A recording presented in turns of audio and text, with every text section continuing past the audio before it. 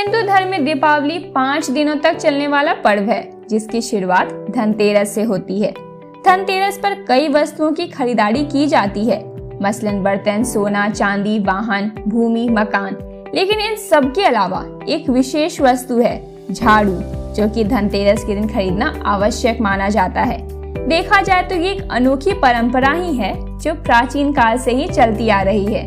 लेकिन क्या आप जानते हैं कि ऐसा क्यों किया जाता है? अगर नहीं तो स्वागत है आपका हमारे चैनल भक्ति वेदा में, जहाँ हम लाते हैं आपके लिए धार्मिक मान्यताओं से जुड़ी छोटी छोटी बातें, जो आपके जीवन में बड़ा बदलाव लाता है। आइए आज के इस वीडियो में जान लेते हैं क्यों करते हैं ऐसा, और इस बारे में क्या कहता है मत्स्य पुराण। मत्स्य पुराण के अनुसार झाड़ू को माता लक्ष्मी का प्रतीक माना जाता है। वहीं बृहद संहिता में झाड़ू को सुख शांति बढ़ाने और दरिद्रता हटाने वाला माना जाता है। यही नहीं, मान्यता तो ये भी है कि धनतेरस के दिन अगर घर में नई झाड़ू लाई जाए तो धन संबंधित परेशानियों से भी राहत मिलती है। मान्यताओं के मुताबिक झाड़ू को सुख शांति बढ़ाने और दुष्ट शक्तियों का सर्वनाश करने वाला भी बताया गया है। ऐसी मान्यता है कि झाड़ू घर से दरिद्रता हटाती है और इससे दरिद्रता का नाश होता है। धनतेरस पर घर में नई झाड़ू से झाड़ लगाने से कर्ज से भी मुक्ति मिलती है। शास्त्रों के अनुसार धनतेरस के दिन झाड़ू खरीदने से माँ लक्ष्मी रूठकर घर से बाहर नहीं जाती है और वह घर में स्थिर रहती हैं। झाड़ू से घर में सकारात्मकता का संचार होता है।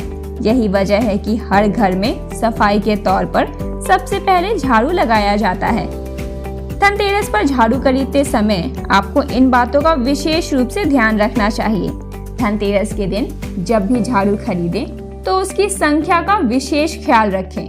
कहते हैं कि धनतेरस के दिन 3 झाड़ू खरीदना अत्यंत शुभ होता है, लेकिन जोड़े में यानी कि 2 या फिर 4 की संख्या में झाड़ू खरीदने से बचें। धनतेरस के दिन विशेष तौर पर सीकों वाली झाड़ू खरीदने का महत्व है, इसीलिए आज के दिन सीकों वाली झाड़ू ही खरीदें, इससे शुभ फल मिलेगा।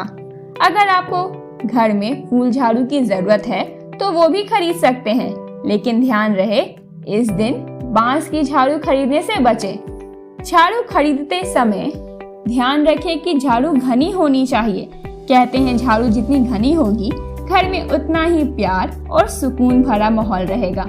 इस दौरान इस बात का भी ध्यान रखें कि झाड़ू की सीकें टूटी हुई ना हो, साबुत झाड़ी ही खरीदना चाहिए। धनतेरस के दिन घर में रखी पुरानी झाड़ू निकाल दें। उसे ऐसी जगह पर रखें जहां किसी के पैर झाड़ू पर ना लगे। झाड़ू पर पैर लगना अशुभ माना जाता है। धनतेरस के दिन झाड़ू लगाने से पहले उसकी पूजा करें, उसके बाद ही उसे इस्तेमाल करें। बता दें कि झाड़ू को माँ लक्ष्मी का ही स्वरूप माना गया है। धन लाभ पाने की कामना हो तो इसके लिए धनतेरस के दिन झाड़ू खरीद लें। इसके बाद उसे दिवाली के दिन सूरज निकलने से पहले किसी मंदिर में दान कर दें। मान्यता है कि ऐसा करने से घर में देवी लक्ष्मी का वास हमेशा बना रहता है और कर्ज से भी मुक्ति मिलती है। इसके साथ ही अगर धनतेरस रविवार या मंगलवार को हो तो इस दिन झाड़ू नहीं खरीदने की भी परंपरा है। झाड़ू का अगर सही तरह से उपयोग किया जाए तो जीवन की कई तरह की परेशानियां दूर हो जाती है, क्योंकि इससे जुड़ी कई तरह की मान्यताएं भी हैं। कहा जाता है कि अगर आप झाड़ू का अपमान करते हैं तो इससे माँ लक्ष्मी का अपमान होता है। यही कारण है कि कभी भी झाड़ू पर पैर पड़ने पर उसको छुआ जाता है।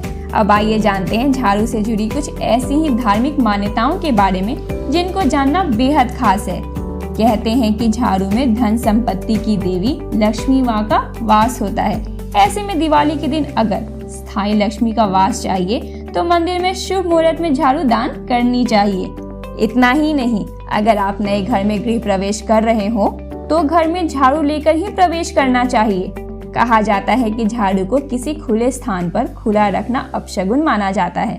कभी भी घर के मुख्य द्वार में किसी को झाड़ू दिखाई नहीं देनी चाहिए। अगर झाड़ू का उपयोग ना हो तो नजर के सामने उसे ना रखें। इतना ही नहीं, उत्तर दिशा की तरफ झाड़ू को छिपा कर रखना चाहिए।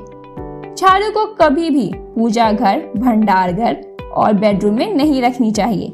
अगर बेडरूम में आप झाड़ू रखते हैं तो शादीशुदा जीवन में परेशानियां आ जाती है। इसके साथ ही झाड़ू को कभी भी खड़ा नहीं रखना चाहिए। बहुत समय से इस्तेमाल हो रही झाड़ू को घर में नहीं रखना चाहिए। इसके साथ इसके स्थान पर आपको नई झाड़ू लेनी चाहिए। कभी भी झाड़ू को पैर से लांघना नहीं चाहिए। झाड़ू को कभी जलाना नहीं चाहिए, इससे माँ लक्ष्मी का अपमान होता है। यानी कि झाड़ू का किसी प्रकार का अपमान करना कभी नहीं चाहिए। उम्मीद है आज की वीडियो आपको पसंद आई है। पसंद आई हो तो लाइक करें और ऐसी ही धार्मिक बातों की जानकारी के लिए हमारे चैनल को सब्सक्राइब जरूर करें।